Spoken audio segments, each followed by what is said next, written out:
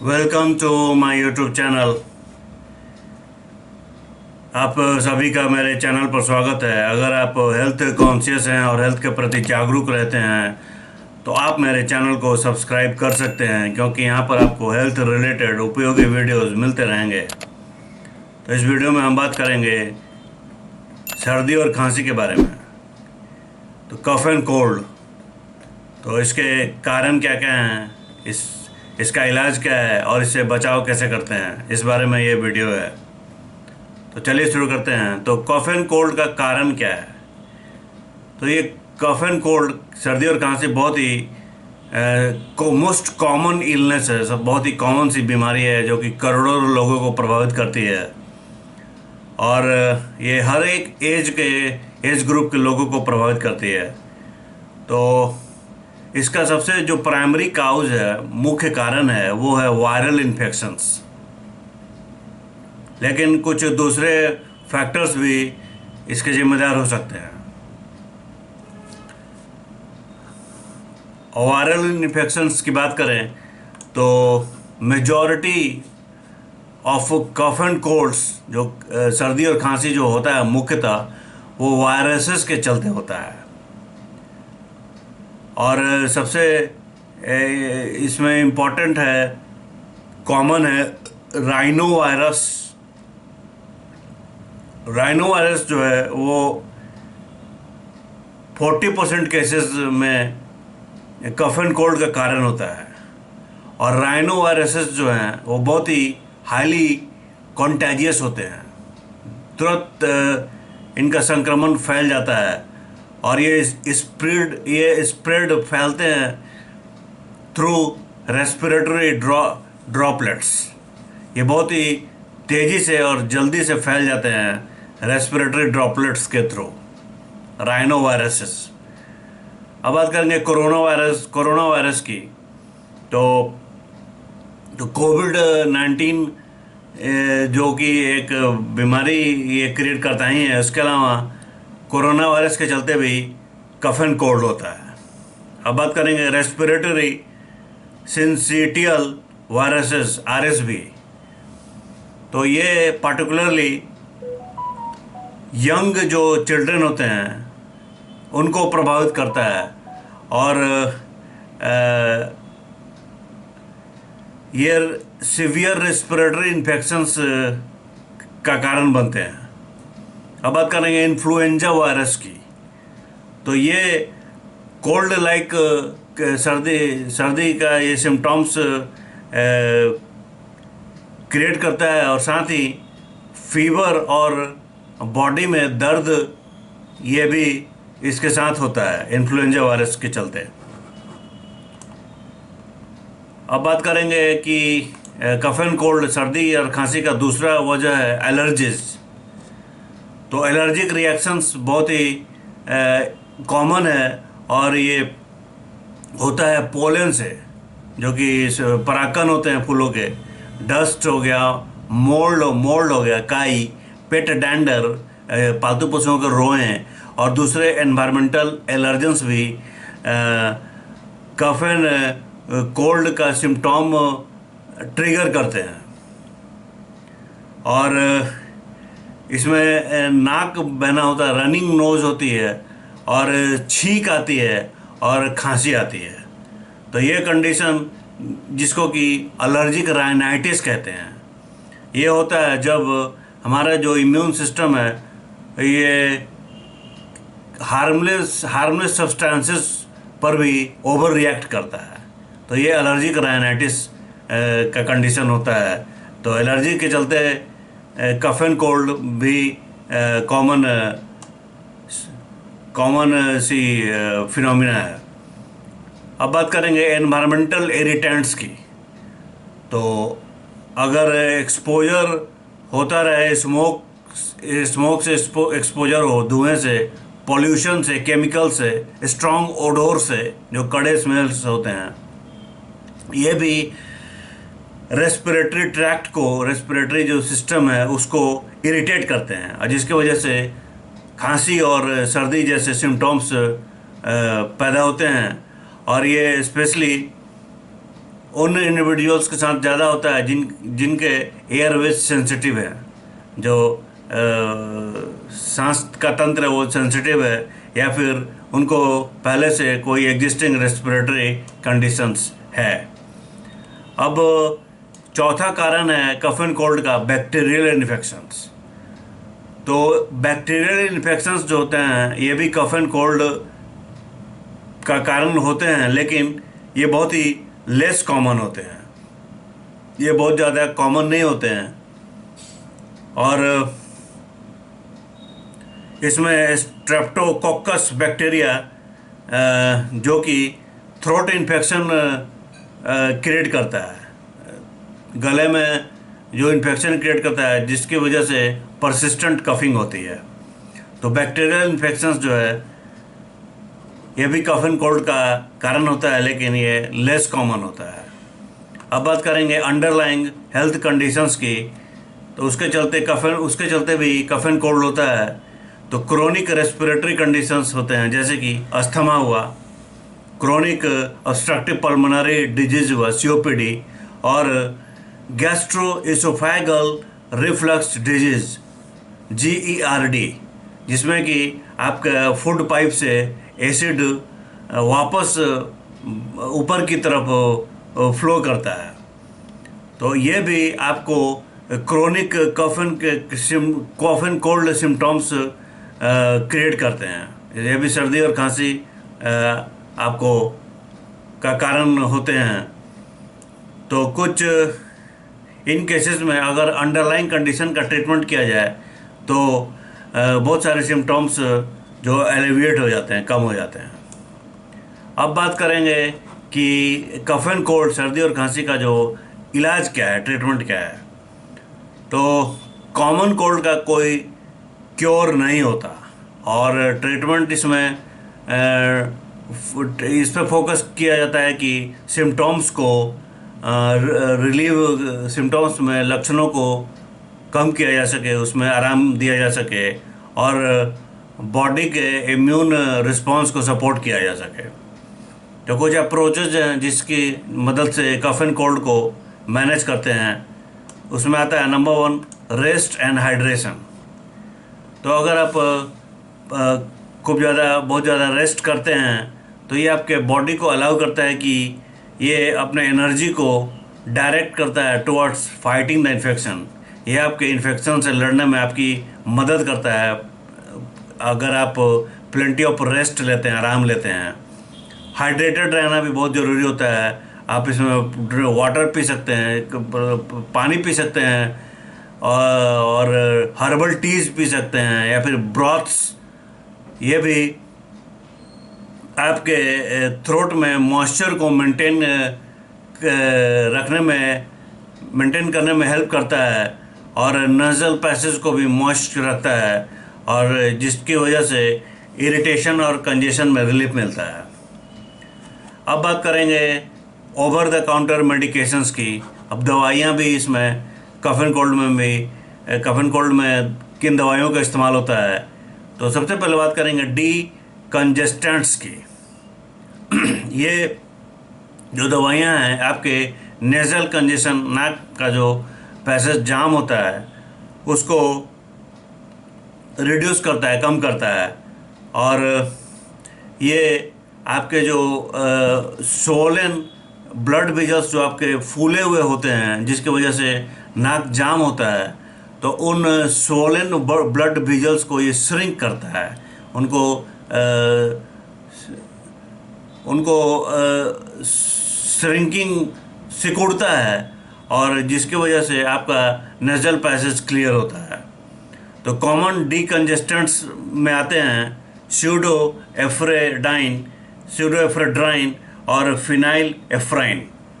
ये कॉमन से डिकंजेस्टेंट्स हैं। अब बात करेंगे एंटीहिस्टामाइंस की।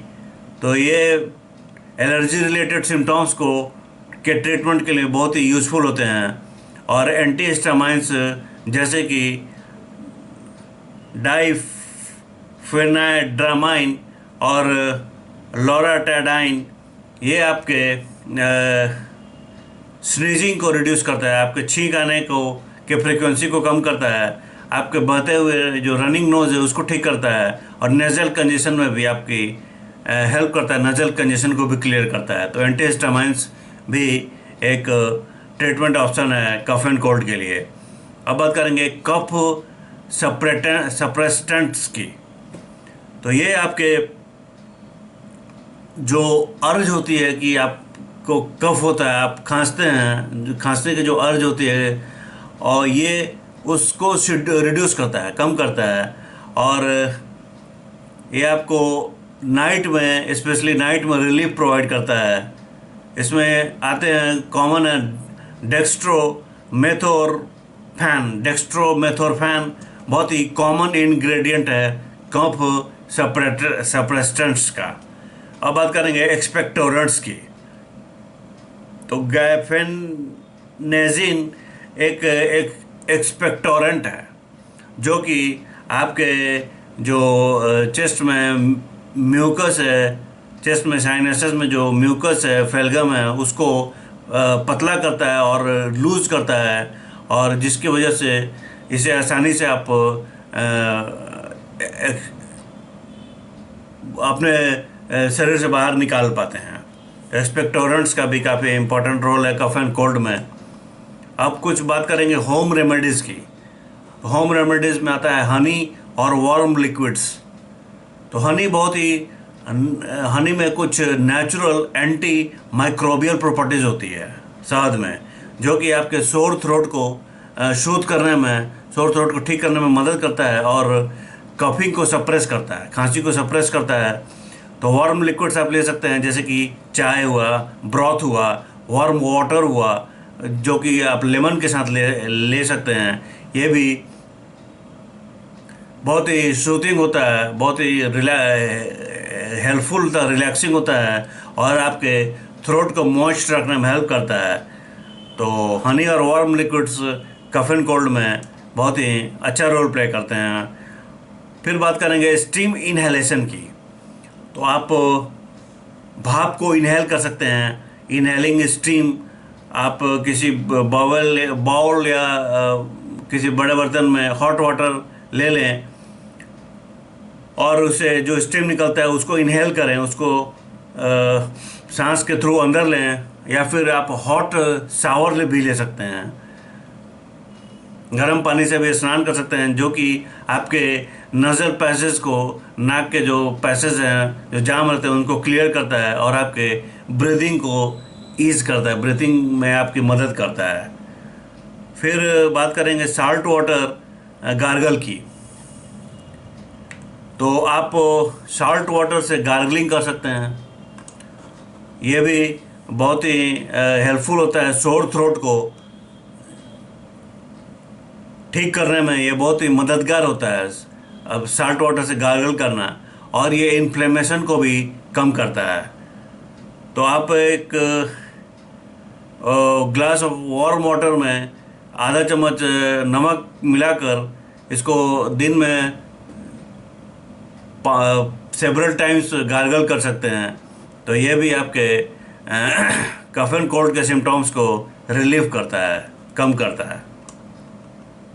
Number 4, humidifiers. तो आप एक ह्यूमिडिफायर का यूज कर सकते हैं, जो कि आपके कमरे में मॉइस्चर को ऐड करता है, नमी को ऐड करता है, जो कि आपके खांसी को और नज़ल कंजेशन, नाक का जो नज़ल पैसेज जो जाम है उसको, आपके खांसी को सप्रेस करता है, खांसी को ठीक करता है, और नज़ल पैसेज को क्लियर करता है। पर्टिकुलरली जब आप काफ़ी लंबे समय से इंडोर इन्वायरमेंट्स में रह रहे हैं, और ये स्पेशली बेनिफिशियल होता है ड्यूरिंग द विंटर मंथ्स। जो शीत ऋतु का समय होता है उस समय ये बहुत ही बेनिफिशियल होता है, जहाँ पर इंडोर जो एयर है वो जनरली ड्राई हो जाता है। तो उस समय ये ह्यूमिडिफायर बहुत ही मददगार साबित होते हैं कफ एंड कोल्ड के सिम्टम्स को रिलीव करने में, कम करने में। अब बात करेंगे नंबर 5, अवॉइड इरिटेंट्स की। तो आपको एक्सपोजर से बचना है, किसी तरह के धुआं से, स्ट्रॉन्ग ओडोर से, कड़े जो स्मेल होते हैं, किसी तरह के पोल्यूटेंट से, ये इन सब से आपको दूरी बना कर रखनी होगी। जिस ये ऐसा करेंगे तो आपको जो रेस्पिरेटरी ट्रैक्ट का जो इरिटेशन है उसको ये प्रिवेंट करता है, रोकता है, अगर आप इन एलर्जन उन इरिटेंट्स को आप अवॉइड करते हैं। और ये बहुत ही क्रूशियल है उन इंडिविजुअल्स के लिए जिनको कि अस्थमा या फिर दूसरा कोई रेस्पिरेटरी कंडीशंस पहले से है। अब बात करेंगे मेडिकल अटेंशन की।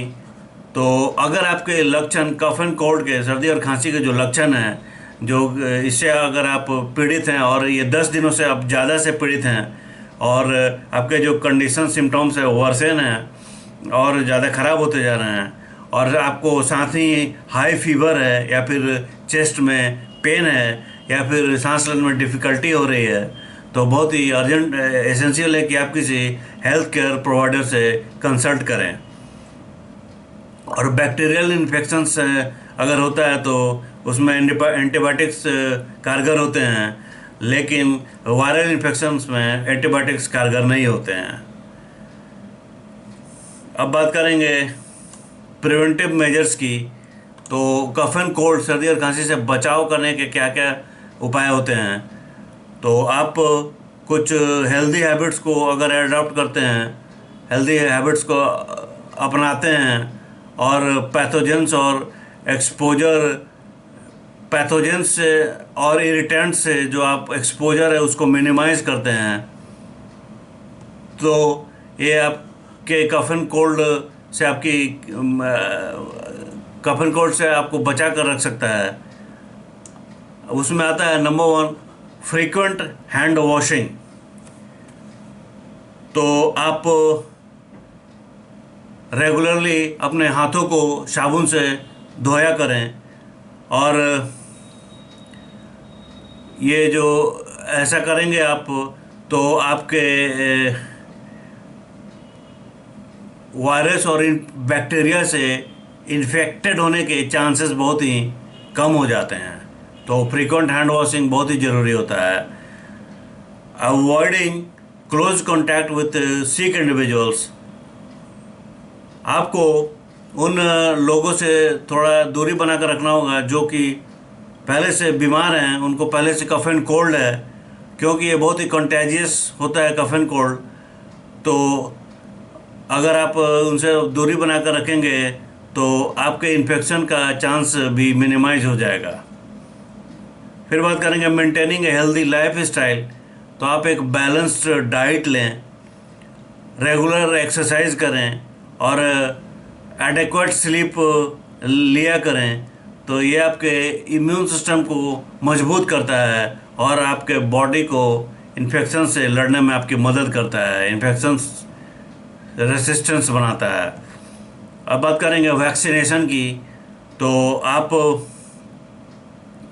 कुछ वैक्सीन्स भी ले सकते हैं, जैसे कि फ्लू वैक्सीन्स है, निमोनिया वैक्सीन्स है। आप इन बीमारियों के अगेंस्ट में वैक्सीनेशंस भी करवा सकते हैं। तो ये आपके कफ एंड कोल्ड और दूसरे रेस्पिरेटरी इन्फेक्शन से आपकी बचाव करने में मदद करता है और किसी तरह के सीरियस इलनेस और कॉम्प्लिकेशन से भी आपको बचाता है। तो काउजेज जो भी कारण है, अगर आप उसको समझते हैं और इफ़ेक्टिव ट्रीटमेंट्स को इम्प्लीमेंट करते हैं और प्रिवेंटिव मेजर्स लेते हैं, तो आप अपने जो कफ एंड कोल्ड, सर्दी और खांसी के जो सिम्टम्स है उसको कम कर सकते हैं, उससे बच सकते हैं और अपने डेली लाइफ के क्वालिटी को इम्प्रूव कर सकते हैं। तो इस वीडियो में इतना ही, और इसी तरह के हेल्थ रिलेटेड वीडियोस के लिए मेरे चैनल से जुड़े रहें, सब्सक्राइब करें। Thanks for watching.